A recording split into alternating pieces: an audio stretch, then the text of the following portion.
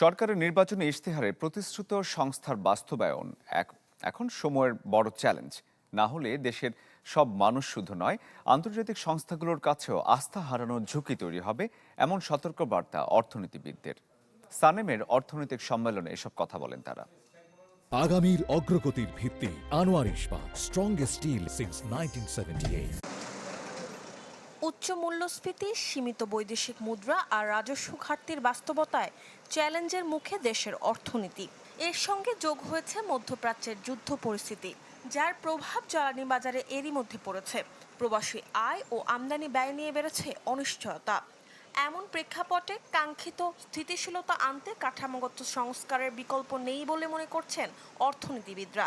তবে শুধু পরিকল্পনা নয়, বাস্তবায়নে রয়েছে সবচেয়ে বড় ঘাটতি। রাজধানীর ব্র্যাক সেন্টারে সানেমের নবম বার্ষিক সম্মেলনে বক্তারা বলেন, সংস্কার বাস্তবায়নে রাজনৈতিক সদিচ্ছাকে সবসময়ই একটি গোষ্ঠী পেছনে টেনে ধরে। সরকারের উচিত সেই প্রভাব কাটিয়ে এগিয়ে যাওয়া। There are many rollbacks of reforms. Reform starts but it falls, and it loses its steam, and obviously sometimes loses its path. I have used that term for case of the caretaker government, whether the government has lost its path and steam.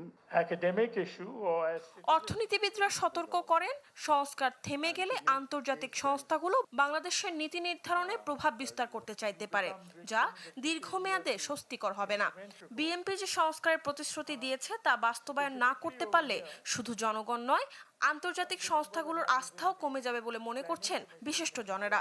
who wants reforms, who resists reforms, and why reforms don't get satisfactorily implemented. For all of you, to a large extent, this remains an academic issue, or as citizens, you read about it in newspapers and occasionally you become victims of the failure to implement reforms. এই আয়োজনের শেষে জ্বালানি তেলের দাম বৃদ্ধির সিদ্ধান্ত নিয়ে কথা হয় সানেমের নির্বাহী পরিচালকের সাথে। তিনি বলেন, আরও আগে দাম বাড়ানো উচিত ছিল। সরকার জ্বালানি তেলের দাম না বাড়ালে তাকে প্রতিদিনই একটা বেশ বড় পরিমাণে ভর্তুকি দিতে হচ্ছিল, এবং আন্তর্জাতিক বাজারে জ্বালানি তেলের যে আমরা দামের যে ধরনের একটা অস্বাভাবিক এখন ওঠানামা দেখছি, এবং এই ক্ষেত্রে আসলে সত্যিকার অর্থে শুধু বাংলাদেশ না, এই মোটামুটি এই এশিয়ার এবং আফ্রিকার অনেক দেশ তারা প্রচণ্ড চাপের মধ্যে আছে। মরিয়ম আজিজ মৌরিন, চ্যানেল 24, ঢাকা।